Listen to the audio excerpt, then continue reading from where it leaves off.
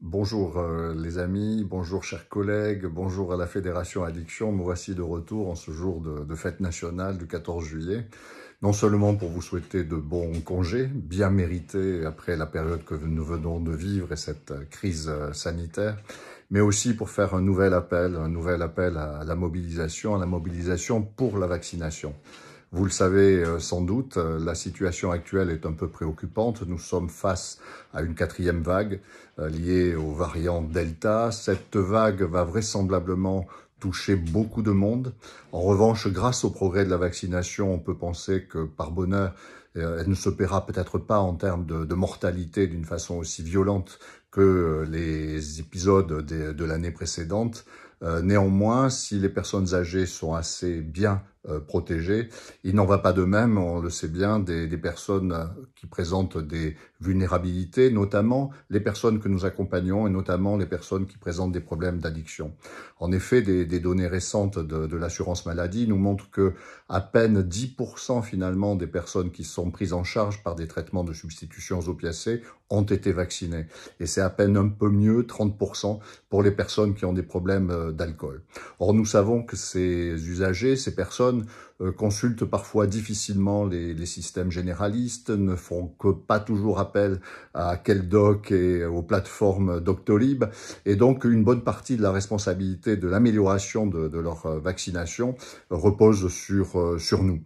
Alors, on sait qu'il y a eu des difficultés qui étaient liées à notre non-repérage, aux problèmes de frigo médicalisés, aux problèmes de liens avec les plateformes Amélie Pro pour la vaccination, donc notamment la question des tablettes, des numéros de cartes dématérialisées ICPS, etc. Tout ceci est en voie de règlement et nous sommes néanmoins confrontés aux difficultés d'organisation de ces vaccinations pour des usagers qui sont souvent peu mobilisés autour de ces questions-là et qu'il faut arriver à motiver. Il faut arriver à les motiver, mais il faut aussi leur proposer sans doute des modalités de vaccination très accessibles, soit que nous occupions nous-mêmes finalement de prendre leur rendez-vous, soit, on le voit dans beaucoup de centres de XAPA, parfois même de Carude, que nous organisions nous-mêmes finalement ces vaccinations. On sait que maintenant c'est un process qui fonctionne, il faut arriver à le mettre en place, parfois avec des permanences, certains jours dédiés, enfin il y a eu toutes sortes d'initiatives sur le terrain, et je ne saurais trop vous encourager à développer encore toutes ces initiatives, sachant que la Fédération Addiction met à votre disposition avec un petit courrier, une plateforme, tous les documents ressources qui proviennent du ministère, qui proviennent de la Haute Autorité de Santé, pour nous aider dans cette dynamique. Et par ailleurs, je ne saurais trop vous demander également de nous faire remonter à la Fédé toutes les difficultés auxquelles on peut être confronté sur le terrain, mais aussi quelles sont les initiatives que vous avez pu prendre et qui vraisemblablement pourraient, le cas échéant, être développées au plan national pour nous aider à améliorer les choses. Autant dire qu'une nouvelle fois, on compte sur vous, sur nous. On peut tous se féliciter de l'engagement majeur de tous nos centres, toutes nos équipes, tous les médecins aussi libéraux liés à la Fédération Addiction qui sont vraiment très largement investis pendant cette crise sanitaire.